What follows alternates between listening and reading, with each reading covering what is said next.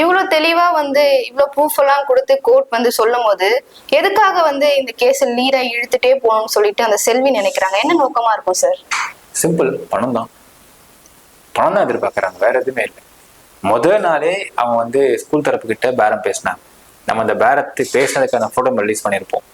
அந்த பேரம் படியில அடுத்தது அழகா மாவை திரட்டி திராவிட மணியோடைய சப்போர்ட்டோட ஸ்கூல் அடிச்சு உடைச்சி எரிச்சாங்க, கலவரம் பண்ணாங்க. இப்ப கலவர கேஸ்ல அவங்க தான் A1 அக்யூஸ்ட்.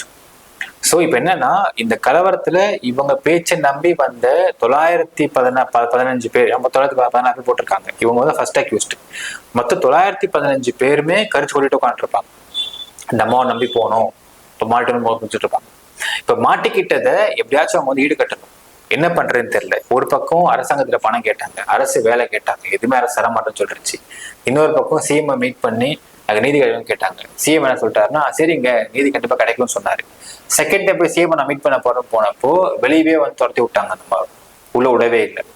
அப்ப என்னென்ன சீன் போட்டாங்கன்னு பாத்தீங்கன்னா, நான் சிஎம் மீட் பண்ணி ஆகணும், நான் உள்ள பாத்ரூம் போறேன், எங்க செக்ரட்டரியேட்ல பாத்ரூம் போனோமா அவங்க. போலீஸ் சொன்னாங்க, பாத்ரூம் தான் நீங்க போனோம், வாங்க பக்கத்து ஸ்டேஷன் கூட்டு போனாங்க, அங்கே எஸ்கேப் ஆகலான்ட்டாங்க. இதெல்லாம் எதுக்குன்னு பாத்தீங்கன்னா, அவங்க பணம் எதிர்பார்க்கறாங்க. ஸோ பணம் வேணும் அவங்களுக்கு. இப்ப ஏதாவது ஒரு அலிகேஷன்ஸை எங்க ஸ்கூல் தரப்பு மேல திருப்புறாங்க அப்படின்னா, ஸ்கூல் பணம் கொடுத்து இதை மூடி மறைக்க பார்ப்பாங்க அப்படின்னு எதிர்பார்க்கறாங்க. பட் அவங்க ஸ்டார்டிங் டேட்டே சொல்லிட்டாங்க, நாங்க தப்பும் பண்ணலங்க, ஸோ தற்கொலை பண்ணி இறந்து போயிட்டான்னு தெளிவா தெரியும்னு சொல்லிட்டாங்க. ஸோ பணத்தை வாங்க அவங்க ட்ராக் பண்ணணும், ஒண்ணு. ரெண்டாவது, இந்த வழக்கு சில மக்கள் கிட்ட தப்பா போதிச்சிருக்கிறாங்க செல்வி. என்னன்னா, இது கொலைன்னு போதிச்சிருக்காங்க, ரேப்புன்னு போதிச்சிருக்காங்க.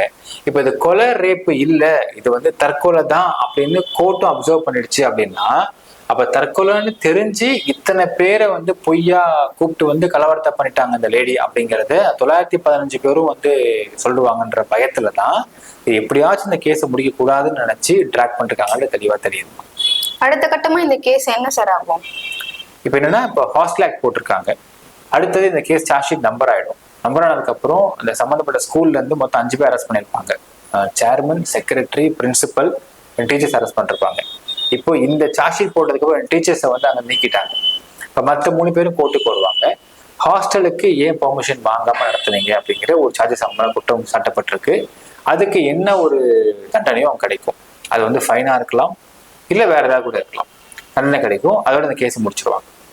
இந்த கேஸை முடிச்சாலுமே அடுத்து என்ன நம்ம யோசிக்கிறோம்னா, இப்போ 2022 சமயத்துல தமிழ்நாடு மட்டும் இல்ல, இந்தியாவிலே இந்த கேஸ் எல்லாரும் பேசியிருப்பாங்க. அப்போ இந்த பொண்ணு எப்படி இறந்தா அப்படிங்கிற ஒரு கேள்வி இன்னும் கேள்விக்குறியாவே இருக்குன்னு பார்த்துட்டு இருப்பாங்க. இப்ப இந்த பொண்ணு தற்கொலை பண்ணிட்டு தான் இறந்தா அப்படிங்கிறது சார்ஜ் ஷீட்ல கண்டிப்பா கொடுத்துருப்பாங்க, நோட் பண்ணியிருப்பாங்க. இப்ப தற்கொலைக்கு காரணம் யாருன்றப்போ அதுவும் செல்வின்ற நோட் பண்ணியிருப்பாங்க. இப்போ இந்த வழக்குல இதோட சார்ஜ் ஷீட்டை முடிச்சு க்ளோஸ் பண்ணி முடிச்சாலுமே இந்த பொண்ணு எப்படி இறந்தா அப்படிங்கிற விஷயத்த மக்களுக்கு எடுத்து சொல்லணும் அப்படின்னு ஒரு கோர்ட்ல ஒரு பெட்டிஷன் போடலாம். பெட்டிஷன் போட்டு இந்த மக்களுக்கு தெரியட்டும். நிறைய பேர் இன்னும் செல்வி உண்மை சொல்லுவாங்களோ நம்பிட்டு இருக்காங்க இல்லைங்களா, இந்த மக்களுக்கு தெரியணும் செல்வி மொத்தம் போய் சொல்லணும் தெரியணும். சரி, பொண்ணு எப்படி இறந்திருக்கா அப்படிங்கிறத, ஏன்னா இப்போ ஒரு விஷயம் தெளிவாயிடுச்சு. விசாரணை தப்பையும் தெளிவுபடுத்திட்டாங்க கோர்ட். விசாரணை பக்காவா தெளிவுபடுத்திட்டாங்க. அந்த பக்காவா போன விசாரணையில எப்படி இந்த பொண்ணு இறந்திருக்கிறா, ஏன் இறந்திருக்கிறான்ற காரணம் ஒர்க் பண்ணியிருப்பாங்க. அந்த காரணத்தை வெளியே எக்ஸ்போஸ் பண்ணணும். அந்த காரணத்தை எக்ஸ்போஸ் பண்ணாதான் 2022 இருந்து ஏமாந்துகிட்டு இருக்கிற மக்களுக்கு ஒரு தெளிவு அளிக்கணும் பார்க்கலாம். கண்டிப்பா சார், உங்களுடைய தகவல்களை நீங்க எங்க கிட்ட பகிர்ந்தமைக்கு ரொம்ப நன்றி சார்.